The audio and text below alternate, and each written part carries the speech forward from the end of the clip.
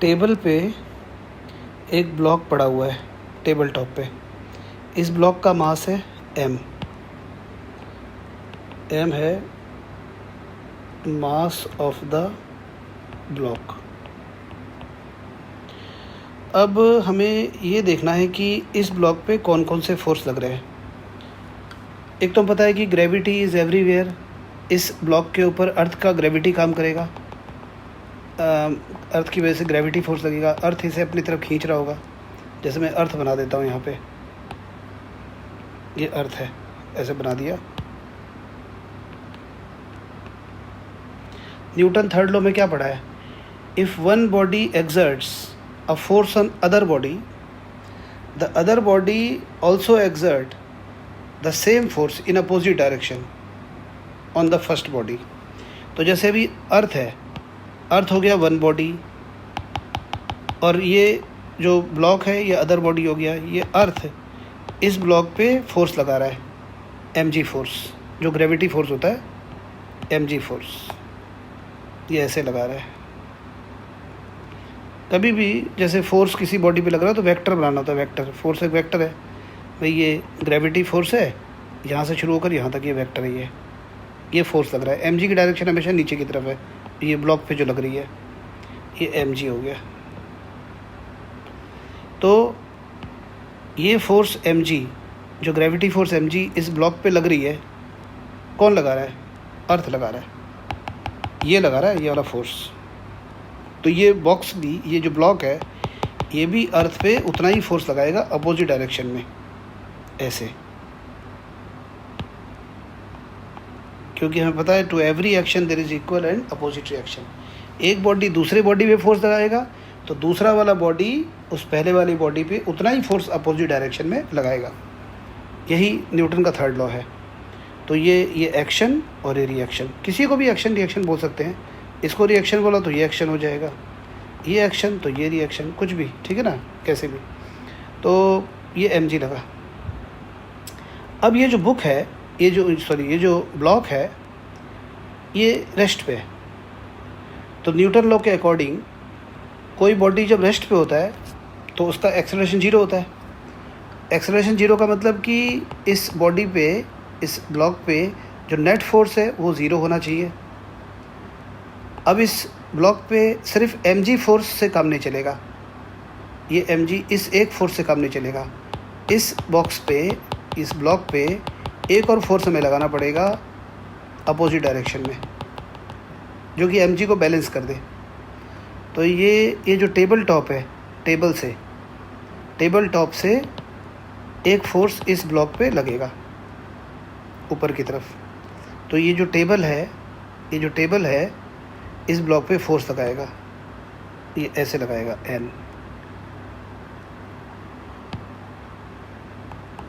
n। ये n force किस पे लग रहा है? ये n फोर्स किस पे लग रहा है? ये वाला n फोर्स ये ब्लॉक पे लग रहा है। कौन लगा रहा है? टेबल लगा रहा है। तो टेबल ने ब्लॉक पे n लगाया, तो ब्लॉक भी टेबल पे n लगाएगा, ऐसे। ये टेबल टॉप है, तो ये फोर्स ये लगा n। तो ये जो फोर्स है, ये वाला फोर्स ब्लॉक पे लगा और ये वाला फोर्स टेबल पे लगा, ठीक है ना। मतलब टेबल हो गया फर्स्ट बॉडी, ब्लॉक हो गया सेकंड बॉडी। टेबल ने ब्लॉक पे n फोर्स लगाया, तो ब्लॉक ने उतना ही फोर्स टेबल पे अपोजिट डायरेक्शन लगाया। तो ये टेबल पे लग रहा है, ब्लॉक पे ये 2 फोर्स लग रहे हैं। तो ये इस ब्लॉक पे 2 फोर्स लग रहे हैं, एक mg लग रहा है और n लग रहा है, 2 लग रहे हैं।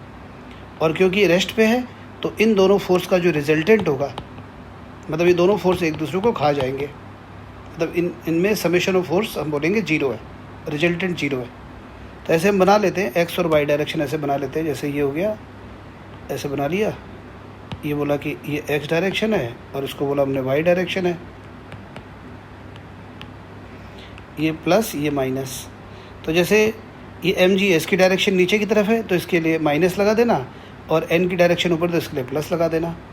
और फिर ऐसे बोलेंगे summation of force in Y direction 0 minus M G plus N equal to 0, N equal to M G, ये ऐसे हो गया। तो ये जो फोर्स टेबल ने ब्लॉक पे लगाया, ये एन, इसी को बोलते हैं नॉर्मल रिएक्शन। और नॉर्मल रिएक्शन फोर्स तभी आता है जब दो बॉडी कांटेक्ट में होते हैं। जैसे यहाँ पे ये ब्लॉक और टेबल का कांटेक्ट है, तो हमें एक नया फोर्स आज जानने को मिला एन, और इस एन को क्या बोलेंगे? इस एन को बोलेंगे नॉर्मल फोर्स और नॉर्मल रिएक्शन, इस एन को।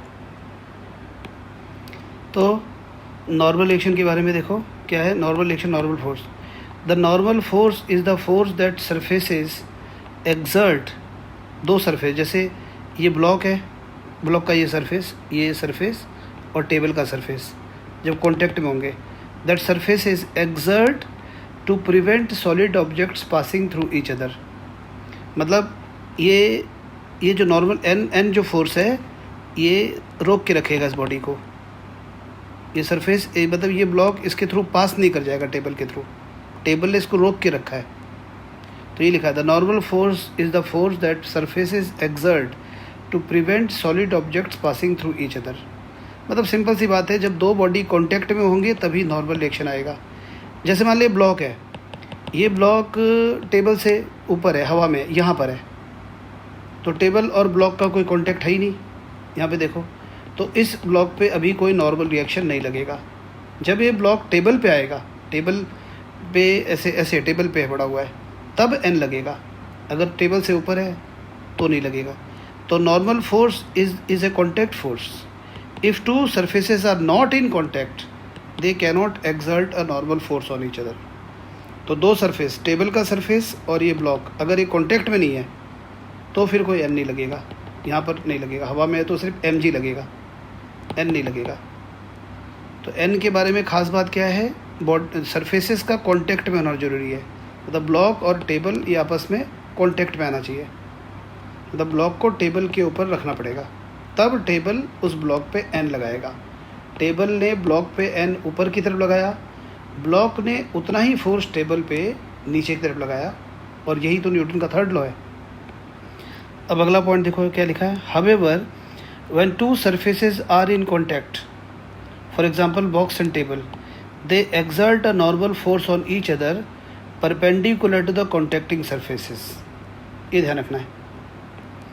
ये देखो, ये बॉक्स है, ये कॉन्टैक्टिंग ये देखो सरफेस है टेबल का, एन देखो कैसे लग रहा है, सरफेस के परपेंडिकुलर। ये सरफेस है, इसके परपेंडिकुलर, मतलब 90 डिग्री का एंगल बना रहा है, ये ऐसे। इसका रिएक्शन टेबल पे गया है, ये टेबल टॉप है, ये देखो एन, ये टेबल पे लगा। तो नॉर्मल रिएक्शन जो होता है, जो सरफेस होता है उसके परपेंडिकुलर लगता है, ठीक है। ये जैसे बॉडी पे लगा तो सरफेस है, एन ऐसे लगा ऊपर की तरफ, ऐसे देखो टेबल पे पड़ा हुआ है ये एन ऐसे, ये ऐसे। अगर हम बॉडी को ऐसे हाथ में हमने होल्ड किया हुआ है, हाथ में ऐसे होल्ड किया हुआ है, तो फिर हम कैसे बोलते हैं? कौन कौन सा फोर्स लग रहा होता है? कि mg लग रहा होता है, अर्थ की ग्रेविटी, और हम एक फोर्स लगा रहे हैं f, ठीक है ना, ये हम लगा रहे हैं। उसमें उस टाइम हम n नहीं बोलते, हाथ पे हमने होल्ड किया हुआ है। अगर बॉडी को हमने हाथ पे ऐसे होल्ड किया हुआ है तो हमने हाथ से कितना फोर्स लगाया, उसके ऊपर f लगाया, इसको हम n भी बोल सकते हैं बोलना चाहे तो। तब दो बॉडी जब कॉन्टेक्ट में आता है तभी ये नॉर्मल रिएक्शन फोर्स ये लगता है। फिर नेक्स्ट पॉइंट नॉर्मल रिएक्शन के बारे में, the number of contact points of a body with other body is equal to the number of normal reaction. मतलब एक बॉडी के दूसरे बॉडी के साथ जितने कॉन्टैक्ट पॉइंट होंगे उतने ही नॉर्मल रिएक्शन लगेंगे। जैसे देखो, ये लैडर है, ये वॉल पे, एक तो वॉल पे टिका हुआ है, इधर फ्लोर पे, ऐसे बना देता हूँ मैं।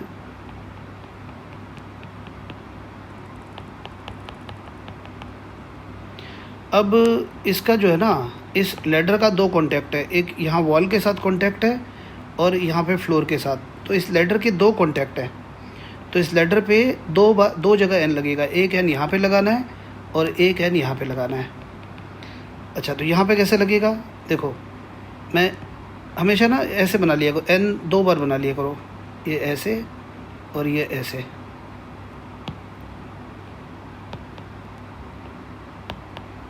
अब इसमें से कौन सा वाला n, कौन सा वाला n, ये वाला n इस लेटर पे अप्लाई हो रहा है कि ये वाला n?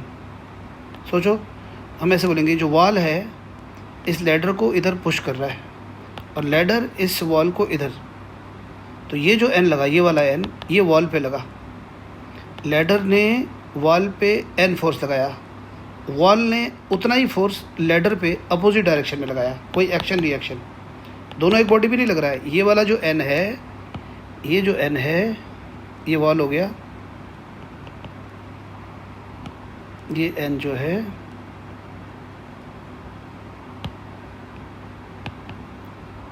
ये वाला n, ये वॉल पे लगा और ये लेडर पे, तो मैं ऐसा करता हूँ, ये वाला मिटा देता हूँ। फिर यहाँ पर भी कांटेक्ट है, यहाँ पर भी कांटेक्ट है, तो यहाँ पर भी n लगाना है। तो ये सरफेस है, हमेशा ध्यान रखना है, जो सरफेस होता है उसके परपेंडिकुलर लगाते हैं n, सरफेस के परपेंडिकुलर, ठीक है। तो अब यहाँ पे n लगाता हूँ मैं,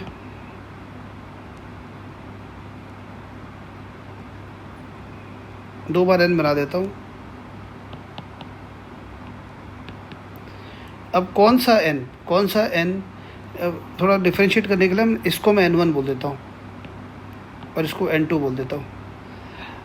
अब ये है कि जैसे यहाँ पर है, ये कौन सा n इस पे लग रहा है लेडर पे, ये वाला कि ये वाला? तो ऐसे बोलेंगे, ये लेडर n2 फोर्स से इस फ्लोर को प्रेस कर रहा है और ये फ्लोर उतना ही फोर्स अपोजिट डायरेक्शन लगा रहा है। कैसे भी कह लो, ऐसे भी कह सकते हो, ये फ्लोर इस लेडर पे n2 फोर्स ऐसे लगा रहा है, ये n2, ये वाला n2 फोर्स लेडर पे लग रहा है और ये वाला n2 फोर्स फ्लोर पे लग रहा है। एक्शन रिएक्शन अलग अलग बॉडी पे लगते हैं, सेम बॉडी पे नहीं लगता है। ये n2 बना लेता हूँ मैं, ये n2, ये n2 फ्लोर पे लगा, तो मैं इस n2 को मिटा देता हूँ। तो लेडर पे कितने फोर्स लगे, लेडर पे कितने n लगे, how many n applicable are applied on this ladder?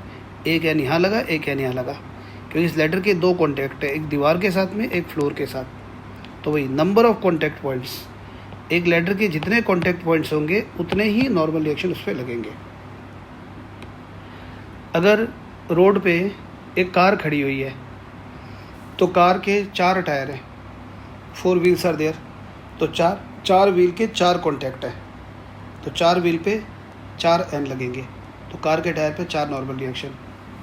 या अगर हम वेइंग मशीन पे हम खड़े हैं, तो वेइंग मशीन में खड़े हैं तो हमारे जैसे ये 2 पैर हो गए, एक पैर यहाँ पे, एक ये, तो हमारे पैर पे 2, देखो वेइंग मशीन के सरफेस के कॉन्टैक्ट पे, तो इस पैर पे एक n लगेगा, इस पैर पे एक n लगेगा, तो यहाँ पर मैं n बना देता हूँ। एक तो देखो, ये हमारा, हम यहाँ वेइंग मशीन पे खड़े, एक तो mg लग ही रहा है, अर्थ की ग्रेविटी हो गई mg, ये mg लग रहा है, ये mg फोर्स, ये जो mg फोर्स है ये अर्थ की ग्रेविटी लग रही है। इस पैर पे मैं बना देता हूँ n1,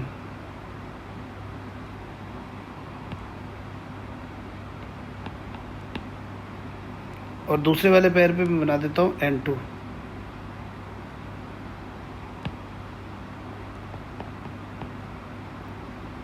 n1 n2 तो देखा जाए, ये n1 को मैंने 2 बार बना लिया, देखो इस पैर पे n1 लगा, n1 लगा।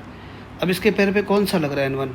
ये वाला n1 इसके पैर पे लग रहा है और इसका रिएक्शन फोर्स वेइंग मशीन पे आ रहा है। मैं n1 बना देता हूँ, ये n1 आ रहा है।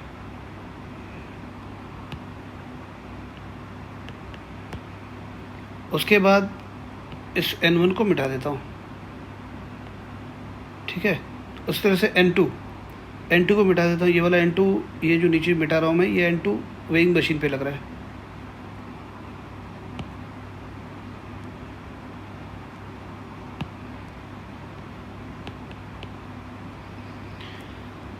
तो ये जो पर्सन वेइंग मशीन पे खड़ा है, इस पे एक अर्थ की ग्रेविटी लग रही है और ये n1 और ये n2 लग रहा है, ये फोर्सेस इस मैन पे लग रहे हैं और ये मैन रेस्ट पे है, वेइंग मशीन है ये। तो इस पर हम क्या बोलेंगे, summation of force in Y direction 0। अब जो फोर्स नीचे की तरफ है उसके लिए माइनस लगाएंगे, जो ऊपर की तरफ है प्लस लगा देंगे। तो इसमें ऐसे लिखूँगा मैं -mg + n1 + n2 = 0, इस तरह से। पर अब आगे से ना ये ऐसे दो पैर के लिए पे 2 n लगाने की ज़रूरत नहीं है। ये n1 + n2 जो है ना, n1 + n2 को n मान लेते हैं।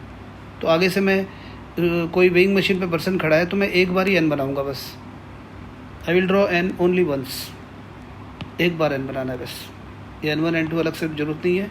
n1 n2 के बदले एक n फोर्स इस मैन पे, हम कहेंगे वेइंग मशीन के सरफेस से इस मैन पे एक n फोर्स ऊपर लग रहा है mg के अपोजिट। बना देता हूँ मैं। अब मैं यही दिखा रहा हूँ, एक mg लग रहा है, एक n लग रहा है इसके पैर पे, और इसका रिएक्शन वेइंग मशीन पे आ रहा है। तो वेइंग मशीन पे जो पर्सन खड़ा है वो वेइंग मशीन पे n फोर्स लगा रहा है। mg फोर्स इसके और अर्थ के बीच लग रहा है। mg force